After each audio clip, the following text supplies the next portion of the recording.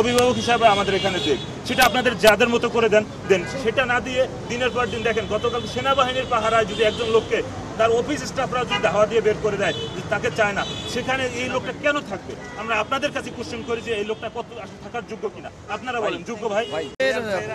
এই এক দফা দাবিটা আমাদের দীর্ঘদিনের, প্রায় 5 মাস থেকে আমরা এই দাবি করে আসছি ওনারও যোগ্যতা নিয়ে। আসলে বাতের পাতিলে সব বাত টিপা লাগে না, একটা বাত টিপলে বোঝা যায় একটা লোক যোগ্য কিনা।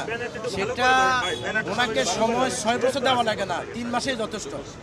আমরা বুঝে ফেলেছি যে 3 মাসের মধ্যেই যখন দেখতেছি যে উনি মার্কেটে কিছু করতে পারতেছে না, উল্টা পাল্টা সিদ্ধান্ত দিচ্ছে, তখন বুঝলাম যে ওনার দ্বারা এই পুঁজিবাজার ঠিক করা সম্ভব হবে না।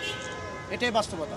দেখেন আজকে আমাদের যে 5 মাস আগে থেকে আমরা এক দফা দাবি করতে আসছি, এটা প্রমাণিত হয়ে গেছে। ওনার ঘরের ভিতরে যে এখন দাবিগুলো উঠছে আমাদের দাবির সাথে মিল হয়ে গেছে, এটাই প্রমাণিত।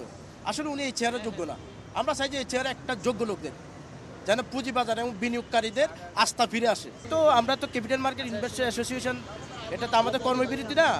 আমরা আসলে আজকে আসছি, ওনারা যেহেতু পদত্যাগের দাবি চাইছে, আমরাও পদত্যাগের দাবি চাইছি, এই জন্য আমরা আজকে মানববন্ধন করতেছি।